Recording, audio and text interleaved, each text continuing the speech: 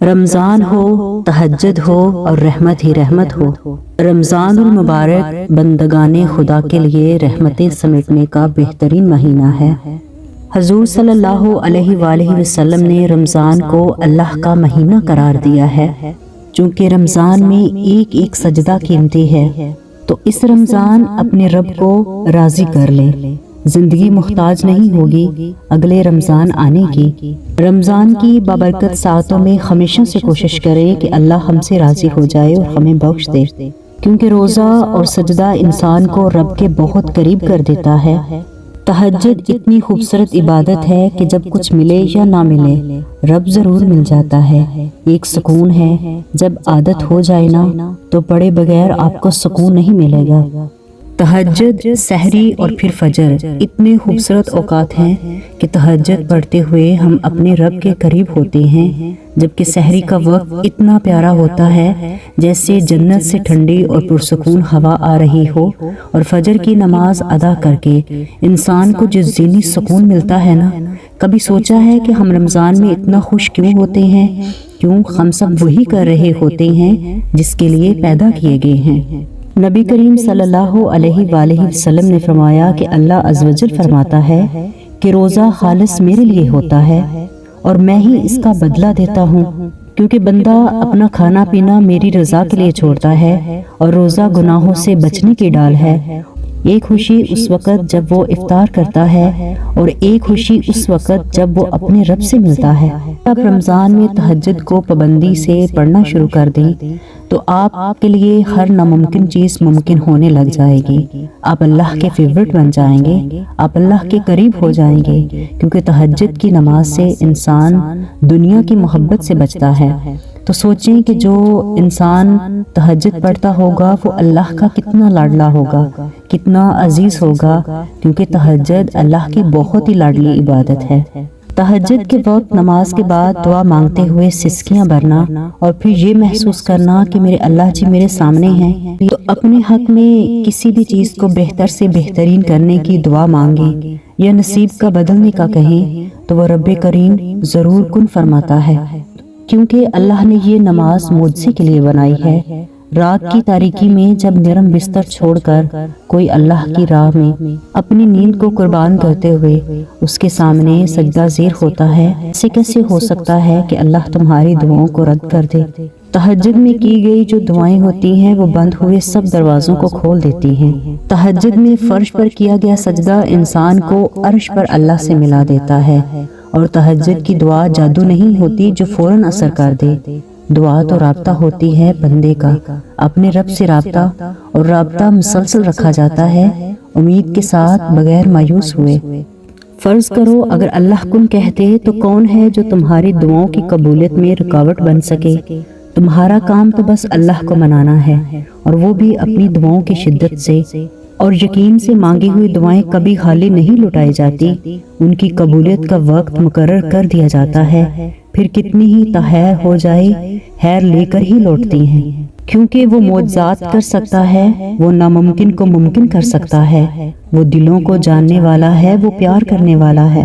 اسے عاجزی سے پکارو گے تو وہ سننے والا بھی ہے۔ قرآن کہتا ہے اللہ پر بھروسہ کرو اور اللہ ہی کارساز کافی ہے۔ اگر آپ نے کسی چیز کے لیے سچی نیت کی ہے اور آپ نے اس چیز کے لیے کوشش کی ہے، آپ نے اس چیز کے لیے دعا کی ہے، آپ نے تہجد میں اس چیز کے لیے اللہ سے مدد مانگی ہے، آپ نے نیک اعمال کے ذریعے اللہ کو منانے کی کوشش کی ہے، پھر آپ نے اس چیز کا نتیجہ اللہ کے حوالے کر دیا ہے، تو اللہ پر پورا بھروسہ بھی کریں۔ اب اللہ میری محنت کے بعد جو بھی فیصلہ کرے گا وہی بہترین فیصلہ ہوگا۔ یہی توکل ہے اور یہی ایمان ہے۔ توکل یہ نہیں کہ ہاتھ پر ہاتھ دھرے بیٹھ جائیں کہ کہیں ہم نے دعا کر دی، نہیں۔ سچی طلب ہو تو خدا کی مدد پہنچ جایا کرتی ہے۔ جب دعا مانگ لی ہے تو بے چینی کیوں؟ صبر مشکل ضرور ہے، مگر جب یہی دعائیں تمہارے سامنے پوری ہوں گی تو تم خود کہو گے کاش ساری زندگی صبر ہی کرتے۔ اللہ کا اصول جانتے ہو، اس کے لیے جو چھوڑو گے وہ اس سے بہتر عطا کرے گا۔ تم نگاہ چھوڑو گے وہ نگاہ عطا کرے گا، وہ تمہیں بصیرت دے گا، فہم و فراست کی نگاہ عطا کرے گا۔ صرف اپنی چاہت کا مل جانا معجزہ نہیں، بلکہ اللہ کی رضا میں راضی ہو جانا بھی ایک معجزہ ہے۔ معجزے تو وہی ہوتے ہیں جو ناممکن کو ممکن بنا دیتے ہیں، اور وہ تبھی ہوں گے جب ہر امید ختم ہونے کے باوجود بھی انسان اپنے رب کی قدرت پر یقین رکھے گا۔ معجزے سبھی کے لیے ہوتے ہیں، معاملات جتنے بھی خراب ہو چکے ہوں، مشکلات جتنی بھی بڑی نظر آ رہی ہیں، آپ کے رب کی قدرت سے باہر کچھ بھی نہیں ہے۔ جب پیاس کی شدت عروج پر تھی تبھی زمزم کا معجزہ ہوا تھا۔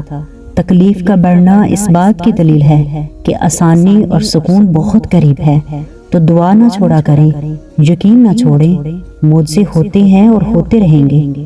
اس رب کے حوالے معاملات کر دینے کا مطلب پتہ ہے کیا ہوتا ہے؟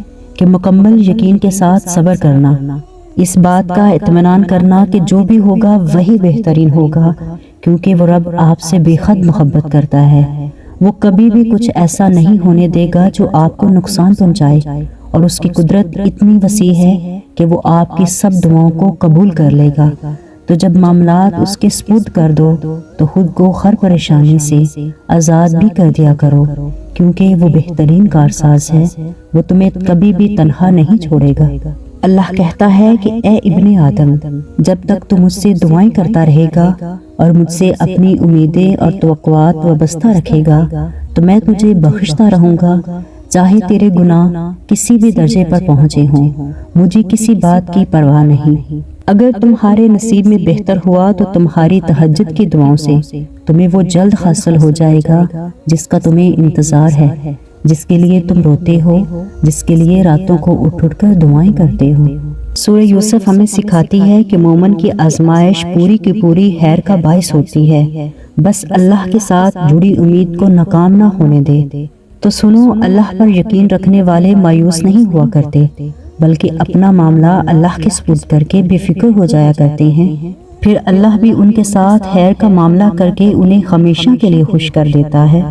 تو کسی اشارے کے انتظار میں ہو تو رب تمہارا تمہیں اشارہ ہی تو کر رہا ہے، اس نے تمہیں اتنے قریب کر لیا ہے کہ اس سے بات کرتے ہوئے تمہاری آنکھیں بھیگ جاتی ہیں، ہر وقت تم اس کو راضی کرنے کی کوشش میں ہو۔ تو جس رب نے تمہیں اتنے قریب کر دیا ہے، کیا وہ تمہیں ادھورا چھوڑے گا؟ ان قریب وہ تمہیں اتنا دے گا کہ تم راضی ہو جاؤ گے، پھر دیکھنا کہ اللہ اپنے سارے معجزے تمہارے ساتھ کھڑے کر دے گا، اور تم بھول جاؤ گے کہ آزمائش کا دکھ تمہارے صبر کا صلہ تمہاری خواہش کی قبولیت سے ملے گا۔ اور اگر اس نے تمہیں دعا کی توفیق اور صبر کا حوصلہ دیا ہے تو یاد رکھو کہ وہ تم سے راضی ہے، اور راضی جب وہ ہو جائے تو تمہاری ہر خواہش پر کن کا حکم فرما دے گا انشاءاللہ۔ اور اگر تمہیں لگے کہ تمہارے تہجد کے سجدے طویل ہو گئے ہیں، دل مطمئن ہو گیا ہے، صبر آ رہا ہے، تہجد قضا نہیں ہو رہی، جو پیچھے رہ چکا ہے اس کی فکر ستا نہیں رہی، تو سمجھ لینا یہی وہ سکون ہے جسے تم دعاؤں میں مانگا کرتے تھے، یہی وہ کن فایا کن ہے جس کا تمہیں انتظار تھا۔ جو ہدایت کی تلاش میں نکلتا ہے اسے ہدایت سے نواز دیا جاتا ہے، یہ وہ نعمت ہے جو مانگنے سے ملتی ہے۔ قرآن کہتا ہے، اور جو لوگ ہماری راہ میں مشقتیں برداشت کرتے ہیں ہم انہیں اپنی راہیں ضرور دکھا دیں گے، یقیناً اللہ تعالیٰ نیکوکاروں کا ساتھی ہے، اور جن کے دلوں میں اللہ کا تقوی نہیں ہوتا وہ اللہ کی طرف پلٹتے ہی نہیں۔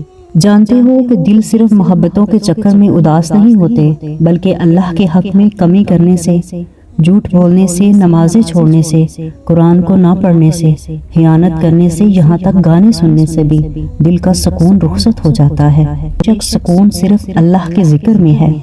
رمضان میں ہر کوئی بہترین عبادت کرنا چاہ رہا ہے، لیکن کوئی بیمار ہے تو کوئی اپنے نفس کے ہاتھوں پریشان، کسی پر گناہوں کا بوجھ ہے تو کوئی نظر بد میں مبتلا ہے۔ رمضان میں سحری کے لیے تو سبھی اٹھتے ہیں، تو تہجد کے لیے ضرور وقت نکال لیا کریں، کیونکہ تہجد میں انسان اللہ کے بہت قریب ہوتا ہے۔ آپ کو ایک چھوٹی سی سنت پر عمل کرنا ہے، پھر آپ دیکھیں گے کیسے آپ کے مسائل حل ہوتے ہیں۔ آپ کو روزانہ 100 مرتبہ صبح و شام یہ کلمات ادا کرنے ہیں: لا الہ الا اللہ وحدہ لا شریک لہ لہ الملک ولہ الحمد وہو علی کل شیء قدیر۔ انشاءاللہ اللہ عز و جل آپ کی تمام مشکلات کو حل کر دے گا۔ ممکن ہے کہ یہ رمضان آپ کی زندگی میں وہ سکون لائے جو کبھی نہ ملا ہو، وہ سکون جو روح کو قرار دے، جس میں رب اپنی محبت کی انتہا دے۔ ممکن ہے کہ یہ رمضان آپ کی زندگی خوشیوں سے بھر دے، وہ خوشیاں جس کا آپ کو کب سے انتظار ہے۔ خدا کرے اس رمضان جو آپ سب کے لیے ناممکن ہے وہ بھی ممکن ہو جائے، اس رمضان کن کا معجزہ ہو جائے، اس رمضان تمام زخموں کو بھر دیا جائے، خطاؤں کو بخش دیا جائے، جو لا حاصل ہے وہ حاصل ہو جائے، اس رمضان جو ہم سب مانگے وہی دے دیا جائے، اس رمضان صبر کا بہترین پھل مل جائے اور جنت مجھ سمیت آپ سب کے لیے واجب ہو جائے۔ اللہ پاک ہماری تمام نیک خواہشات کو پوری فرمائے، آمین یا رب العالمین۔